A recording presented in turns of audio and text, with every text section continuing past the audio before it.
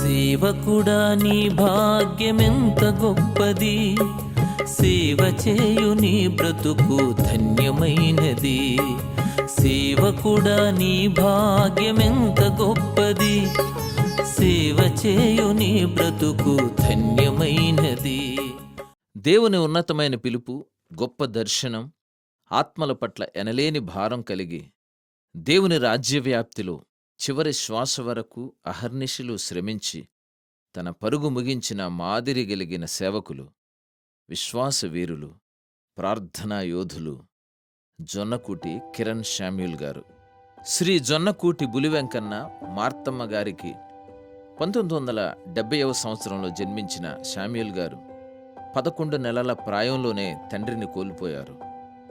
5వ ఏట నుండి తన పినతండ్రి రెవరెండ్ ఐ ప్రకాశం గారి సంరక్షణలో పెరిగారు.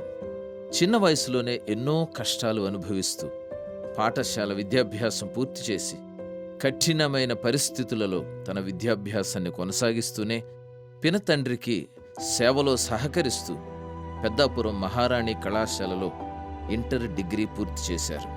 1983వ సంవత్సరంలో మారుమనసు పొంది బాప్తిస్మం తీసుకున్నారు. 1988వ సంవత్సరంలో శ్రీమతి సుందరమణితో వివాహం జరిగింది.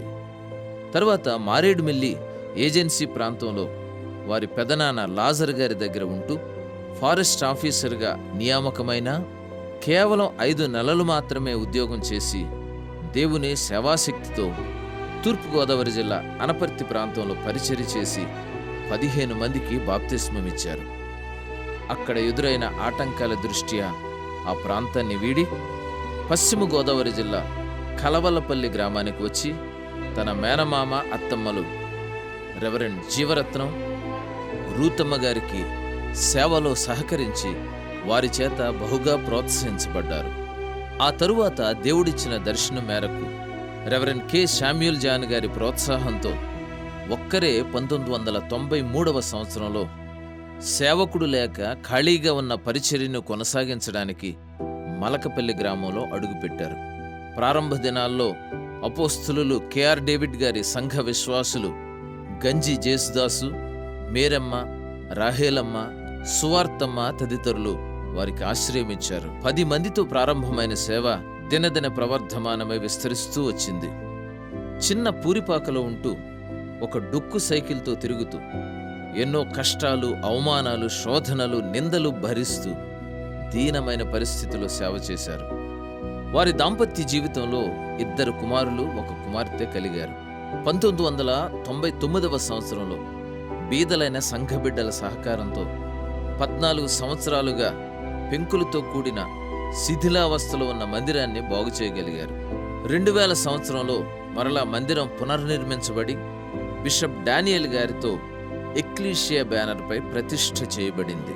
కన్నీటితో సువార్త చేసి సంపాదించుకున్న కొంతమందితో కలిసి స్వగ్రామం వీధుల్లో చిన్న చిన్న కూడికలు ఏర్పాటు చేయడం, ఇతర గ్రామాల్లో, ఏజెన్సీ ప్రాంతాల్లో దండయాత్రలు చేసి అక్కడ ప్రజలకు నిత్యావసర వస్తువులు అందిస్తూ స్వార్థ ప్రకటించి వారి కొరకు ప్రార్థించడం, బహిరంగ ఉపవాస కూడికలు ఏర్పాటు చేసి సంఘాన్ని బలపరచడం, సేవకుల్ని తయారు చేయడం లాంటి కార్యాల ద్వారా విశిష్టమైన పరిచర్య జరిగించారు.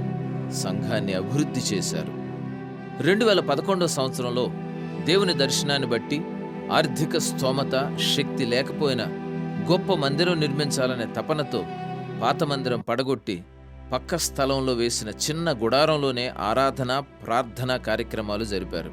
2014వ సంవత్సరంలో బిషప్ కెఈ జాయ్ డేవిడ్ గారు మందిరానికి పునాది రాయి వేశారు. అదే సంవత్సరంలో సంఘ బిడ్డలు ఇతరుల సహాయంతో ఎంతో కష్టంతో ధనాన్ని వెచ్చించి కన్నీటి ప్రార్థనతో మందిరాన్ని కొంతమేరకు పూర్తి చేసి మందిరంలో ప్రార్థనలు జరిగిస్తూనే మిగిలిన పనులు కూడా సంపూర్తి చేసి దేవుడిచ్చిన దర్శనాన్ని నెరవేర్చినందుకు ఎంతో సంతృప్తి చెందారు. తన సేవా జీవితంలో ఏనాడు సుఖాన్ని కోరకుండా, ఆరోగ్యాన్ని, పేదరికాన్ని సైతం లెక్క చేయకుండా 27 సంవత్సరాలు నిలకడగా దేవుని రాజ్యవ్యాప్తిలో శ్రమించిన నమ్మకమైన దేవుని సేవకులు శామ్యూల్ గారు. నాన్నగారు మరి నన్ను అనేక రకాలుగా మరి సేవలో ఒక ఒక తర్బీదు అనేది వారు ఇచ్చారు.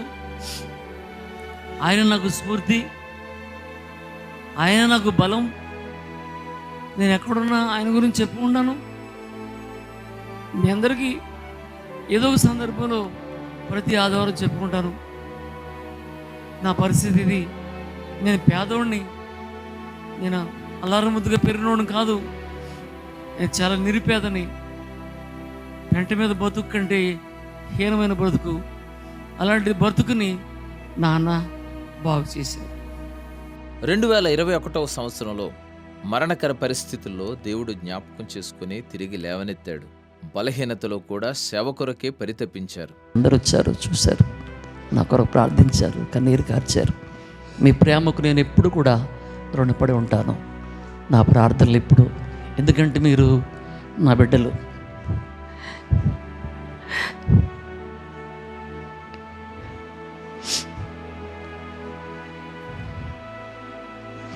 భూలోకంలో శరీరరీతిగా ఉన్నాను, కానీ మనం అందరూ ఆయన బిడ్డలమై ఉన్నాం. ఆయన ఛాయ సేవకుడిగా నాకుంది కనుక సూచనగా నా మాట చెప్పాను. దయచేసి మరి ప్రేమించుకోవడంలో తప్ప మరి దేనిలో కూడా రుణం ఉండకూడదు అన్నాడు దేవుడు. సేవా జీవితంలో జన్మదినాలు, గృహప్రవేశాలు, సమాధి కార్యక్రమాలు, సంఘ కార్యక్రమాలు ఎన్నో జరిగించారు. ఎన్నో ఆత్మలను దేవుని కొరకు సంపాదించి 400 మందికి బాప్తిస్మాలు ఇచ్చారు. 1500కు పైగా వివాహాలు చేశారు. అనేక ప్రాంతాలకు పిలువబడి దేవుని వాక్యాన్ని బోధించేటప్పుడు సింహములా గర్జిస్తూ ఉజ్జీవ ప్రసంగికునిగా పేరుగాంచారు. సోదరి సహోదరులరా, విరిగిన కర్రలు లేదా విరిగిన వస్తువులలో నేను మాట్లాడుతున్నది ఏంటంటే, మోషే చేతిలో ఉన్న ధర్మశాస్త్రమే గాని అది కింద పడవేసినప్పుడు ఏమైంది? పామైంది, సర్పైపోయింది. సర్పము శత్రుగా మారిపోద్ది.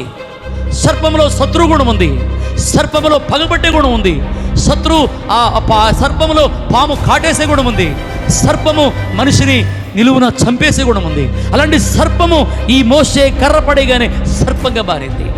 ఇంకో మాట చెప్తున్నాను, మానవుడు పిల్లరా ధర్మశాస్త్రాన్ని ఎప్పుడైతే పడేశాడో, ధర్మశాస్త్రం అని ఈ కర్ర ఎప్పుడైతే పడేశాడో, నిర్లక్ష్యం చేశాడో, ఆ రోజే అది సర్పంగా మారిపోయింది, ఆ రోజే అది పాపంగా మారిపోయింది, ఆ రోజే అది శాపంగా మారిపోయింది, ఆ రోజే అది మరణంగా మారిపోయింది. ఆ శాపాన్ని, ఆ పాపాన్ని, ఆ మరణాన్ని, ఆ శత్రుత్వాన్ని, ఆ కర్రను లేదా సర్పమును నా యేసు తీసుకున్నాడు. కుటుంబాన్ని, సంఘాన్ని చాలా భయభక్తులతో క్రమశిక్షణలో పెంచారు. బంధువులకు, ఆత్మీయులకు పెద్ద దిక్కుగా అన్ని కార్యక్రమాల్లో ముందుండి నడిపించేవారు. 2022 ఫిబ్రవరి నెలలో కాజీపేటలో దేవుని ప్రేరేపణను బట్టి అభిషిక్తులైన అనేక మంది మధ్య తన 2 కుమారులు జీవన్, విన్సెంట్లను సేవకులుగా అభిషేకింపజేసి తన తదనంతర బాధ్యతలను వారికి అప్పగించారు. ఈరోజు ఒక సహోదరుని గురించి నేను చెప్పాలి. మా నాన్నగారు 1946వ సంవత్సరంలో ఆ గ్రామంలో సేవ ప్రారంభించారు. డాక్టర్ కేఆర్ డేవిడ్ గారు, అపోస్తలు కేఆర్ డేవిడ్ గారు. మలకపల్లి అనే గ్రామంలో రోడ్డు లేదు, రేగడి నేల, గాలిబాట, నడుస్తూ వెళుతూ ఉంటే ఒక అడుగేస్తే ఇంకొక ఫీట్ లోపలికి వెళ్తుంది కాలు, చెప్పు అందులోనే ఉంటుంది, ఒట్టి కాలే పైకి వస్తుంది. అసంటి రోడ్లో వెళ్ళి సేవ చేస్తే అక్కడ ప్రారంభించినటువంటి సేవను కొనసాగిస్తున్నటువంటి సహోదరుడు జేకే శామ్యుల్ అని పాస్టర్ గారు. ఆయన గత 30 సంవత్సరాలుగా అక్కడ పనిచేస్తున్నాడు. 32 సంవత్సరాలు అనుకుంటున్నాను నేను. అయితే గత 10 సంవత్సరాల క్రితం ఆయనకి డయాబెటీస్ అటాక్ అయింది. గత సంవత్సరం ఆయన పారాలిటిక్ స్ట్రోక్ అటాక్ అయింది, కిడ్నీ ప్రాబ్లమ్స్ వచ్చినాయి. కానీ అయ్యా నా తదనంతరం ఈ సేవ ఆగకూడదు. నా కుమారులు వారిద్దరు కుమారులు ఇద్దరు కూడా సంగీత పరిచర్యలో ఉన్నవారే. జీవన్ మరి విన్సెంట్ పాల్, వారిద్దరిని దేవుని సేవకు ప్రత్యేకించాలంటే ఇక్కడికి పంపించమన్నాను. లేదండి మల్కపల్లి వచ్చి చేయండి అన్నారు. అదంటే అది పశ్చిమ గోదావరి జిల్లాలో ఉంటుంది. నేను ఒకటే చెప్పాను, ఇక్కడికి వచ్చి సహవాసములో పాల్గొని ఇక్కడంటే తన కుటుంబాలు, తన యొక్క తోడల్లుడు, తన బావమరిది, వారి కుటుంబాలన్నీ ఒక 12 మంది బయలుదేరి వచ్చారు. తను ప్రయాణం చేయలేడు, వీల్ చైర్లో కూర్చొని వచ్చాడు. మీరందరూ ఆ సహోదరుని కొరకు ప్రార్థన చేయండి. ఈ మాటలు చెప్తున్నాను ఎందుకంటే అప్పగించబడిన దానికి నమ్మకంగా పనిచేస్తున్నటువంటి వ్యక్తులను దేవుడు ఆశీర్వదిస్తాడని చెప్పడానికి. మీకు అప్పగించబడిన పనికి మేం కాదు జవాబుదారి, నువ్వే జవాబుదారి. బహుమానం ఇచ్చేవాడు యేసు ప్రభు. తాను ఇంత ఘనమైన పరిచర్య చేయడానికి కారకులైన రెవరెండ్ ఐ ప్రకాశం గారు, రెవరెండ్ కె శామ్యూయల్ జాన్ గారులను సన్మానించి వారి ఎడల తనకున్న గౌరవాన్ని వ్యక్తపరిచి దేవుని ఘనపరిచారు. ఆస్తులు సంపాదించకపోయినా ఎంతో మంది ఆదరాభిమానాలు, ప్రేమ సంపాదించుకున్నారు. అందుకే భయంకరమైన బలహీనతతో బాధపడుతున్న చివరి దినాల్లో తాను సంపాదించుకున్న ఆత్మీయ బిడ్డలే సేవకునికి వారి ప్రార్థన, పరిచర్య, ఆర్థిక సహకారాల ద్వారా ఎంతో అండగా నిలిచారు. దేవుడిచ్చిన విలువైన జీవితాన్ని ప్రతి క్షణం దేవుని కొరకే ఖర్చు చేసి ఆయన సంకల్పాన్ని పూర్తిగా నెరవేర్చి దేవుని పిలుపు మేరకు 2022వ సంవత్సరం మార్చి నెల 23వ తేదీన నిత్య విశ్రాంతిలోకి ప్రవేశించిన దైవజనులు జొన్నకూటి కిరణ్ శామ్యూయల్ గారు చిరస్మరణీయులు, ప్రభువు మెచ్చుకొనదగిన దాసులు.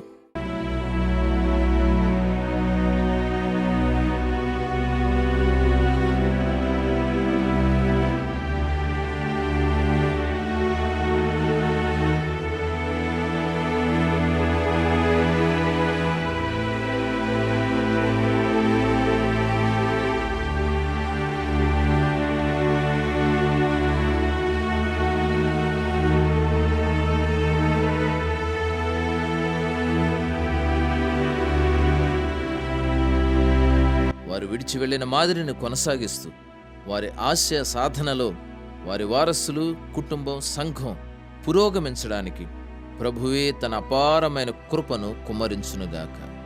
ఆమేన్. ఈ క్షయమైనది అక్షయతను ధరించుకొనినప్పుడు, ఈ మర్త్యమైనది అమర్త్యతను ధరించుకొనినప్పుడు విజయమందు మరణము మింగివేయబడెను అని వ్రాయబడిన వాక్యము నెరవేరును. కొరింథీయులకు రాసిన మొదటి పత్రిక 15వ అధ్యాయం 54వ వచనం. సహాయము చేస్తామని వస్తారు ఎందరో నీ చెంతకు, చేయుతను ఇస్తామని చెప్పారు ఎన్నో కబుర్లు నీకు. అక్కరనడ్డం పెట్టుకొని లాభం పొందుతుంటారు, అక్కరనడ్డం పెట్టుకొని లాభం పొందుతుంటారు. శవాలపై కాసులేయాలని కాచుకొని చూస్తుంటారు, శవాలపై కాసులేయాలని కాచుకొని చూస్తుంటారు. మకు ఇలలో ఎవరిని